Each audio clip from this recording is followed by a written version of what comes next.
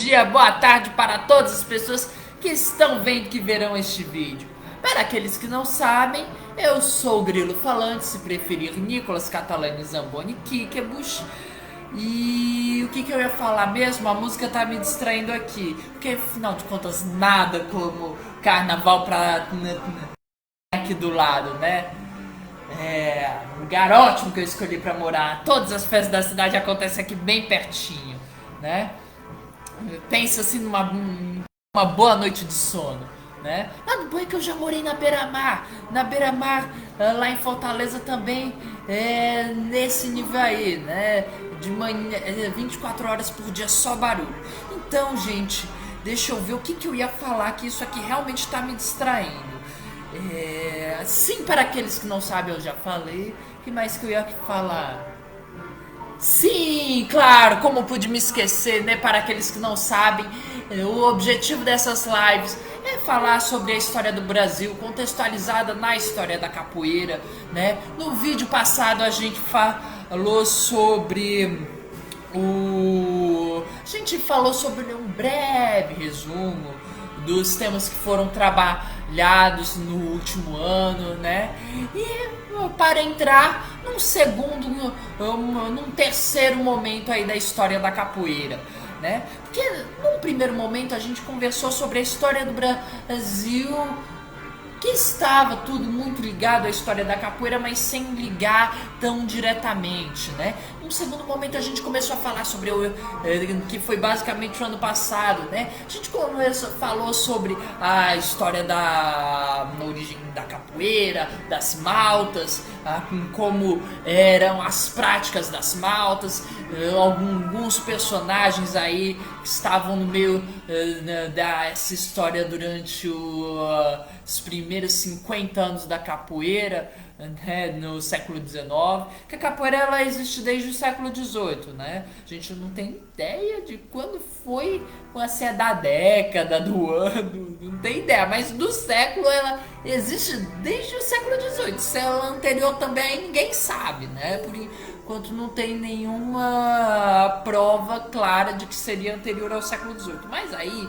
né, esse século XIX, né, a gente falou desses 50 anos, né, desses 50 primeiros anos, falamos da participação da capoeira em vários movimentos que houveram, né, como a rebelião dos soldados estrangeiros, que os capoeiras ajudaram a sufocar, como as revoltas do Pedro Guanais, em que estão preservadas aí na memória da capoeira até hoje, ainda que a maior parte dos capoeiristas não se lembrem, né? Com a música Abalou Cachoeira, abalou, abalou, deixa abalar, abalou Cachoeira, abalou, né? Enfim, que estão ligadas, né? As duas revoltas estão aí totalmente ligados àquela larruma de revoltas que teve no período regencial da sabinada, balaiada, cabanagem, farroupilha, né? Essas duas revoltas aí estão ligadas as revoltas que houveram aí durante o período regencial, que foi o período em que o Dom Pedro I, abdicou do trono, e aí veio o Dom Pedro II, né? O Dom Pedro II era criança, né? Acho que tinha 7 anos, uma coisa assim, né? Agora não lembro quantos anos, mas era criança, e aí assumiu uma série de regentes, e aí nesse período aí viu um monte de revolta, né? Enfim. E aí no vídeo passado a gente fez um resumo mais ou menos do que foi trabalhado, né? E hoje a gente vai entrar num novo momento.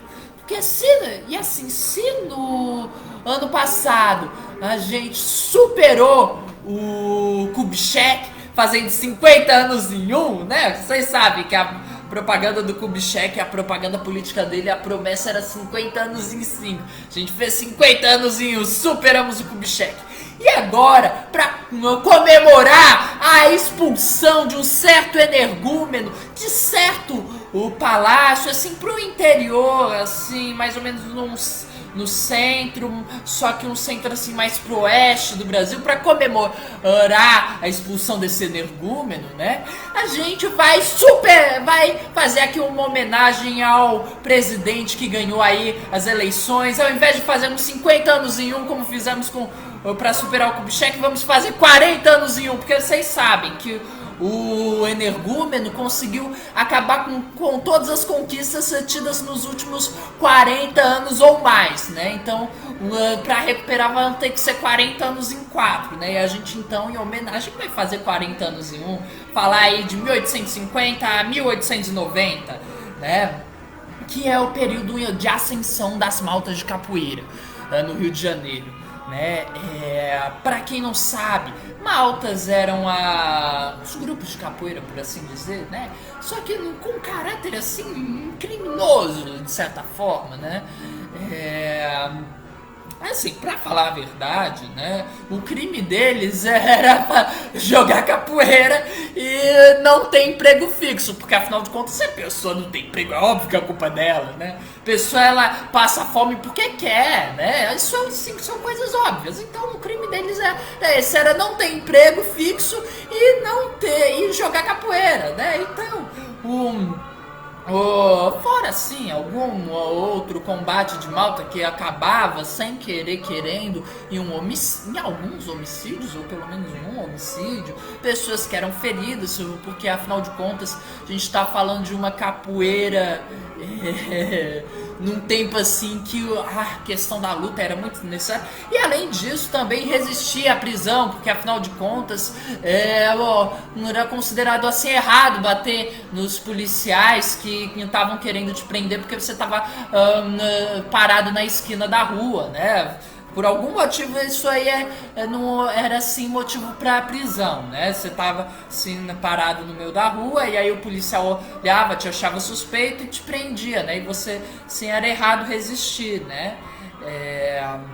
Enfim, coisas misteriosas. Curiosamente era só com gente negra. A gente branca ninguém nunca olhou assim e falou, achei esse cara branco aqui suspeito porque tá parado na rua, né? Não, isso nunca aconteceu, era só com gente negra. Mas enfim, e aí pra entrar nesse novo momento, nesse momento começa com a Guerra do Paraguai. A Guerra do Paraguai é a guerra que muda tudo na história do Brasil, né? Porque é com a Guerra do Paraguai que você motiva boa parte dos militares a se rebelarem. Bom, na verdade essa classe nojenta aí sempre se rebelou, né?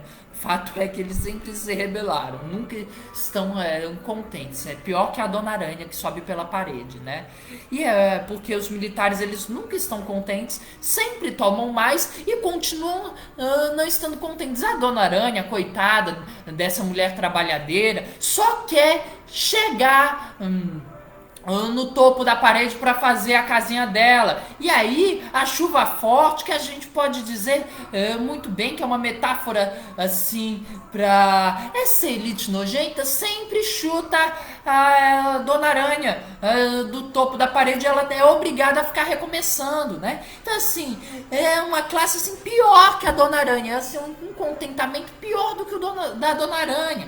Então, gente, mas vai ser esse momento com a Guerra do Paraguai que vai motivar os militares o suficiente para eles darem o golpe, porque foi golpe, em 1889 e proclamarem a República dos Estados Unidos do Brasil, porque nada como ser baba-ovo, né? Porque até a bandeira é uma cópia descarada. Maravilha, se você olhar a primeira bandeira do Brasil, pesquisar aí, você vai ver uma bandeira com faixas verdes e amarelas, que nem uma certa bandeira, eu não sei da onde, mas é igualzinha, né? E com um quadrado assim azul, com estrelas.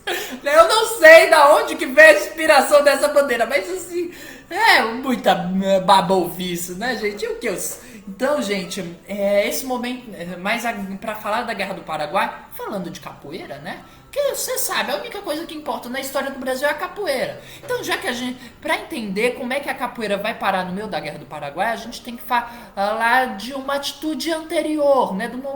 Que vai ser quando vai começar a ter as políticas para recrutamento de capoeiristas, né? Para a guerra, que vai ser com o canalha do Major Vidigal, sobre o qual ainda falaremos, porque o canalha do Major Vidigal foi o primeiro capoeirista a oprimir capoeiras, né? É uma maravilha, né? Vamos falar dele quando a gente falar sobre talvez um dos maiores canalhas aí da história da capoeira, né? Que é o maior, que é o capoeirista que mais oprimiu capoeiristas, né? Que é o maldito de Sampaio Ferraz, né? Porque assim, eu alimento um ódio assim profundo, né? Enfim, e aí, o Major de Vidigal, a atitude dele, na verdade, tem um início bem anterior a ele, que ele é um desses capoeiras aí do início do século XIX, né? Vai ser o capoeirista, o capoeira amador, como foi classificado na época, na classificação da época, de caxilengue, capoeira amador, capoeira profissional e chefe de malta no topo, né? Capoeira amador era aquele que tinha o conhecimento da capoeiragem, mas não era membro de malta, né? E a história para esse recrutamento que ele vai fazer, na verdade, começa só alguns séculos atrás, né? Começa em 1415, quando os portugueses dão início às grandes navegações, conquistando os seus. Na verdade, começa inclusive antes, em 1300 e sei lá quanto, né? E até ia anotar a data, mas não anotei não, né? Que é quando os portugueses se separam da Espanha, né? Mas vamos focar aqui em 1415, não precisa recuar não, tanto não. Mas aí tomam a cidade de Ceuta, aí tem a queda de Constantinopla em 29 de maio de 1543, e aí dá início a todo aquele processo das grandes navegações, sobre o qual a gente já falou bem detalhadamente em 2 vídeos, eu acho, não lembro, mas deve ter sido 2 vídeos de 1 hora, né? Que eu ainda estava organizando minha capacidade de síntese, que se você olhar os últimos vídeos, você vai constatar que não evoluiu tanto assim, né? E em 1492 o Cristóvão Colombo vai descobrir as Américas, né? Ele vai falar assim: os portugueses, eles estão aqui tentando dar a volta na África, não estão conseguindo, né? Porque afinal de contas a ideia de Portugal não era só chegar nas Índias e conseguir especiarias, né? Também era o objetivo final deles, mas nada como os objetivos assim intermediários de conquistar algum lugar ali, fazer uma feitoria acolá, né? E vender ouro, comercializar o ouro a pratos diamantes de sangue, né? Enfim, comercializar o marfim, né? Tudo na Europa, né? E principalmente comercializar escravo, que português e brasileiro sempre adoraram o comércio de escravos, né? Que a Casa da Mina, inclusive, a Casa da Mina não, a Fortaleza da Mina é de 1400 e tanto também, ou seja, anterior ao descobrimento do Brasil, e foi uma fortaleza, assim, uma das maiores fortalezas do comércio de escravos de Portugal, né? Então, tinha esse negócio da comércio de escravos desde o início, né? E aí, as Américas são descobertas em 92, né, pelo Cristóvão Colombo, que vai falar: vamos dar a volta ao mundo, né? Porque o mundo, você sabe, ele não é plano, o mundo é redondo, né? O mundo é um geóide. E aí ele pensou: vamos dar a volta ao mundo. Só que tinha um pequeno empecilho chamado Américas, né? Assim, um empecilho bem pequeno, né? Só vai assim do quase extremo norte do planeta até o quase extremo sul do planeta, né? Assim, um empecilho pequeno, né? Que era assim um pouquinho agravado porque ainda não havia o canal do Panamá, né? Então, porcaria de coisa do celular cair. Bom, vou tentando colocar aqui de volta o negócio do celular, né? Mas enquanto isso, deixa eu lembrar assim. E aí é feito o Tratado de Tordesilhas. Vou passar 1 hora tentando ajeitar aqui o negócio. Opa, ajeitou rapidinho até. E aí é feito o Tratado de Tordesilhas em 1494, né? Que aí, tendo terras para além do que Portugal esperava, tendo terras para além do que Portugal esperava, né, fora aí da Índia, aí é feito esse tratado de Tordesilhas, determinando que não sei quantas léguas de distância pertence a Portugal e as outras, o resto pertence à Espanha, porque afinal de contas não havia gente no mundo, né? Só havia Portugal, Espanha e o resto dos povos europeus tudo em guerra consigo mesmo, porque não conseguiam se unificar, né? Então não havia resto do mundo, não tinha gente na África, não tinha gente na Ásia, não tinha gente das Américas, não tinha ninguém, né? E aí, em 1400, e aí é claro, né, que Portugal vai mandar uma série de expedições secretas, né, uma série de redes de espionagens incríveis, né? E aí, há uma teoria que se tem, né, e que, na minha opinião, faz todo sentido, é que, meu olho tá coçando, é que em 1498 Bartolomeu Dias vai ser enviado por o descobridor do Cabo das Tormentas, que vai ser renomeado como Cabo da Esperança, porque obviamente o rei nomeou e não era o rei que ia ter que navegar através daquela desgraça, né, que é o Cabo das Tormentas. E aí, em 1498, Bartolomeu Dias vai encontrar uma hipótese, né, uma teoria que faz, na minha opinião, todo sentido, né? Ele vai encontrar o bacharel de Cananéia nas ilhas de Cabo Verde e vai ser enviado para uma missão secreta da coroa portuguesa e vai averiguar até onde ia o limite de Tordesilhas, que ia até a ilha de Cananéia, né?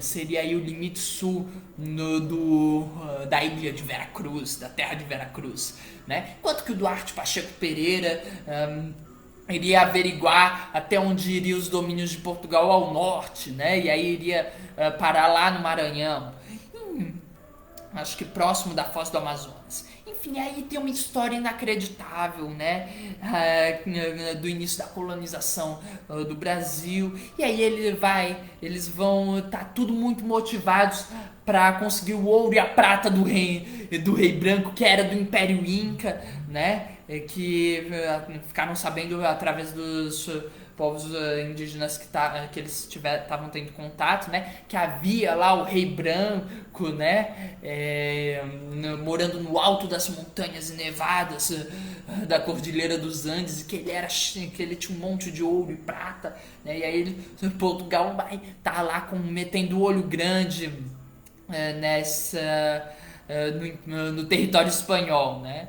E aí vai vir o Martim Afonso de Souza, né? Vai chegar no Brasil, coisa e tal. E aí em 1º de agosto de 1531 ele vai chegar na ilha de Cananéia. E em 12 de agosto vai subir no navio dele o bacharel de Cananéia, que é o cara sobre a qual a gente não sabe, sobre a qual não se sabe praticamente nada, né?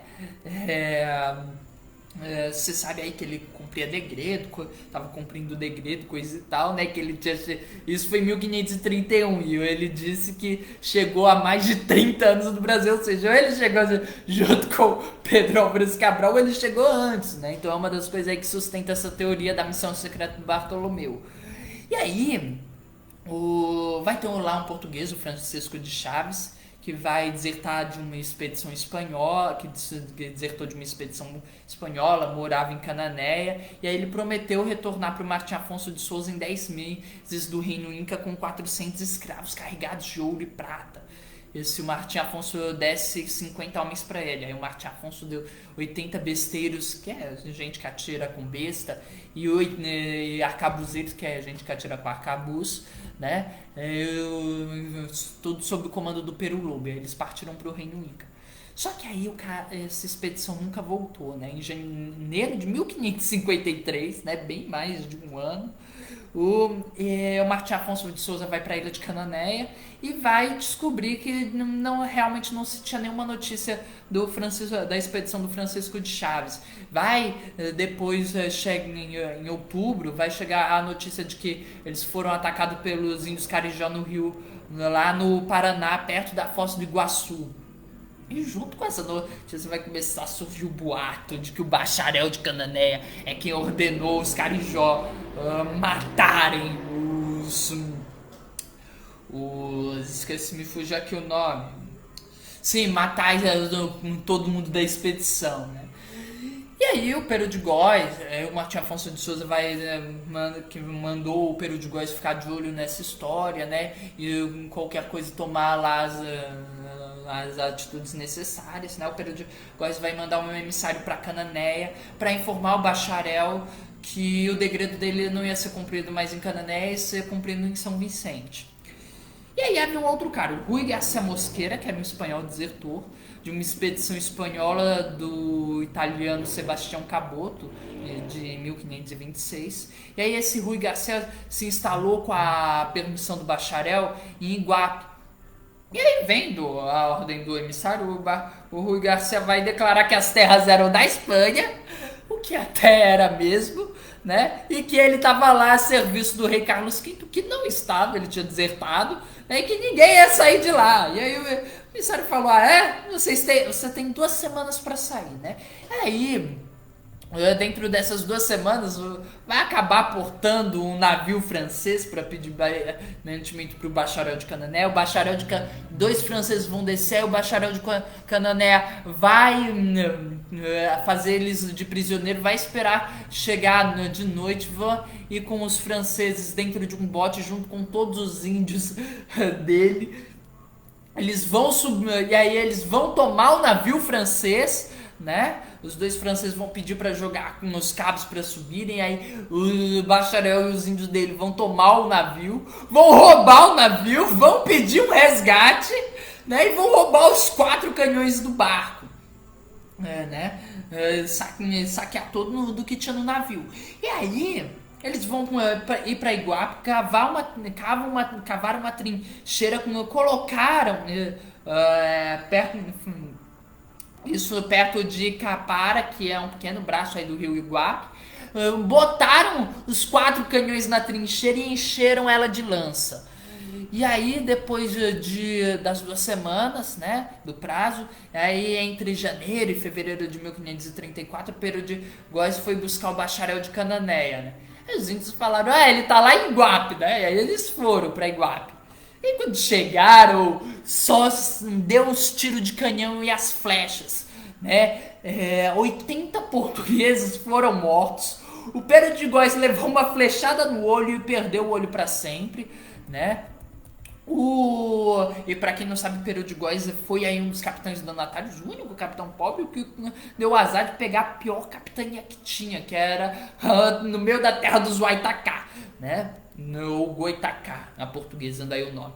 E aí, depois desse primeiro combate, né, do que passaram para a história como a Guerra de Iguape, o bacharel e o Rui Mosquera vão pegar o navio francês, vão ir até São Vicente, que tinha só 200 habitantes e 80 já era, né? E vão destruir a cidade inteira, queimar tudo lá, né? E em 1542 iam tentar reconstruir, aí ela ia ser destruída por um maremoto, né? Enfim, essa aí, na verdade, é o início, né? A primeira guerra entre portugueses e espanhóis na América do Sul, né?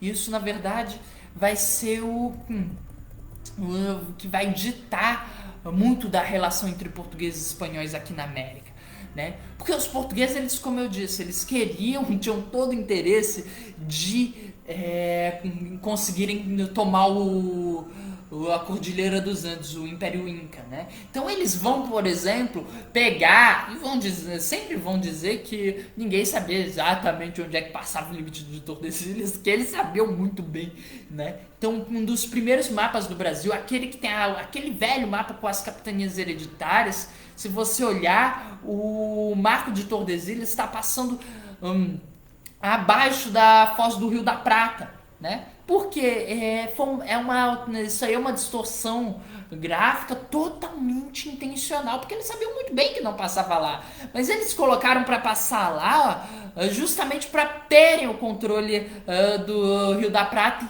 futuramente conseguir chegar no Império Inca, porque eles sabiam que o rio dava lá, né? Eles vão dizer que o Rio da Prata e o Rio Amazonas vão ter sua origem numa grande lagoa no meio da América do Sul, e que isso tornaria o Brasil uma ilha continental, e que, portanto, ser uma ilha devia ser território dos portugueses. Isso era óbvio, né? Os espanhóis não tinham que ir para a ilha deles, né? Então, vai ter aí um monte de artimanhas para conseguir, né, ir tomando os territórios. Mas, né, vai ter a União Ibérica, que vai ser aquele período sobre o qual a gente já falou também, quando a coroa, quando o rei, quando o rei português, que eu esqueci agora o nome, Dom Sebastião, moleque desgraçado, né, vai estar entediado, vai decidir matar árabes e africanos, né, e vai acabar morrendo, né, junto com quase toda a nobreza portuguesa.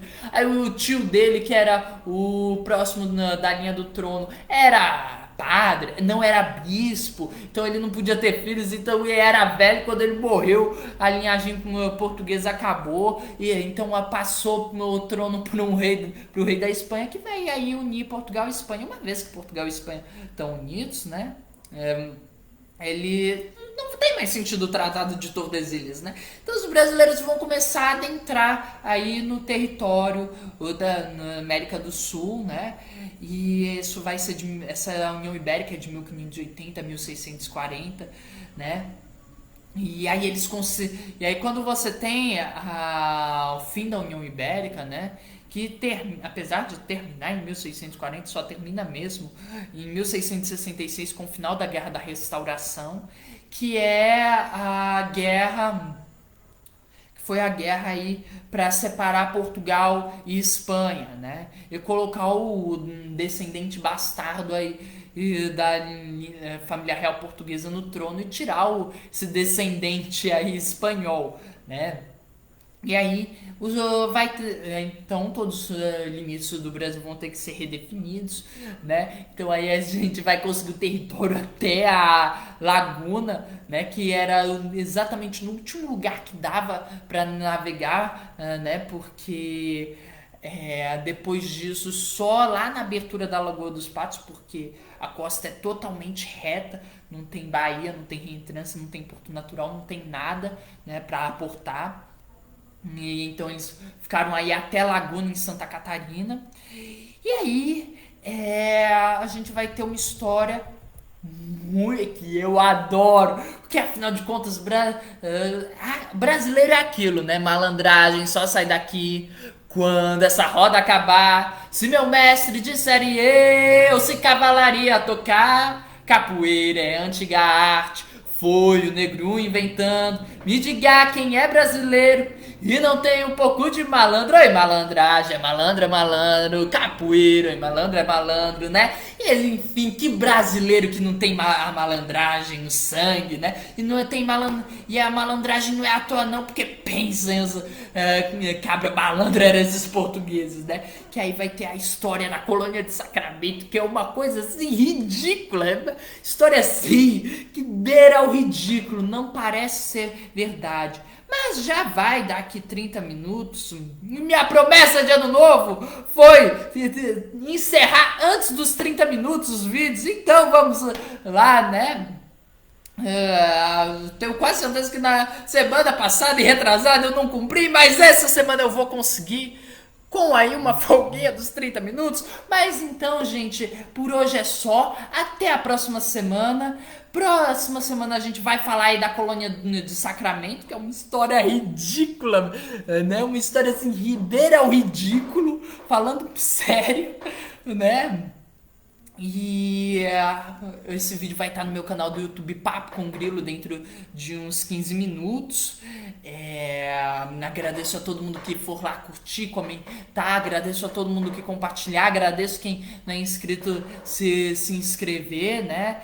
E aí, claro, uma coisa que eu queria explicar melhor, né? Que o vídeo passado acabou por conta aí, enfim, bugs da tecnologia, né? Acabei explicando muito rapidamente uma pergunta do Contramestre Fly, né? Mas que eu vou aproveitar para responder aqui. Eu queria já ter respondido, mas acabei esquecendo, né? Mas enfim, rapidinho, né? Que ele me perguntou se floreios já existiam aí durante o século XIX, né? E sim, os floreios na capoeira já existiam. Na época, no Rio de Janeiro, pelo menos, não sei na Bahia como é que chamava, né? Mas no Rio de Janeiro eram chamados de saltos de banda. Na crônica do Coelho Neto, nosso jogo, ele menciona ele tem lá, ele menciona saltos de banda. É, e se eu não me engano, no livro do Melo Moraes, que eu até tenho aqui, se eu conseguir encontrar antes de terminar de explicar, eu falo o nome. é, o Ele também vai mencionar os saltos de banda e vai dar nome inclusive de três, que é o fedegoso, o raiz e o tronco, né? Ele só dá o nome, não dá nenhuma descrição nem nada. Cadê aquele livro? Isso, né? Não tem, então vai estar aqui no meio dos downloads. Enfim, e aí, e no manual do Zuma Bulamark, né, do grande Zuma, ainda que tivesse aí umas partes assim, meio canalhas da parte dele, né, foi um capoeirista do início do século XX, né, 1928, acho que é a data do manual dele. Ele vai apresentar, ele vai colocar lá o rabo de arraia, que vai ser, na verdade, que exatamente o rabo de arraia que ele menciona é o primeiro, não o segundo, né? É exatamente a mesma coisa que o AU de frente. Para quem não é capoeirista não sabe o que é uma de frente, sabe a estrelinha? Pronto, na capoeira a gente chama estrelinha de AU. E quando você faz a estrelinha jogando o corpo para frente, né? Sabe, plantando a bananeira e caindo com os pés do outro lado, né? É o que a gente chama de AU de frente. Na verdade, não é nem um áudio de frente, o rabo de arraia, esse rabo de arraia é um palhaço, que aí a diferença do áudio de frente pro palhaço é bem simples. O áudio de frente cai com uma perna, depois com a outra. O palhaço cai com as duas pernas. É, e aí, então essa rabo de arraia nada mais é do que o palhaço, né, que a gente tem hoje, só que usado como ataque. Muito com certeza, então essa devia ser um dos saltos de banda. E aí eu acho que eu não vou encontrar aqui o livro do Melo tão cedo, que tá no mesmo que dos downloads, né? E aí um dos desenhos do Raul Perdeneiras vai ter o menção ao rabo de arraia, que vai ser, nesse caso, chamado de Pantana, e vai mencionar a Pantana de lado, que nada mais é que o AU da gente, a estrelinha, né? Então, enfim, gente, por hoje é só. Próxima semana a gente continua. Isso eu não vou achar aqui o nome do livro do Melo Moraes, pelo visto, porque eu devia ter tirado ele da parte dos downloads e passado para algum lugar que fosse fácil de achar, mas tudo bem, acontece, né? É isso, então até a próxima semana.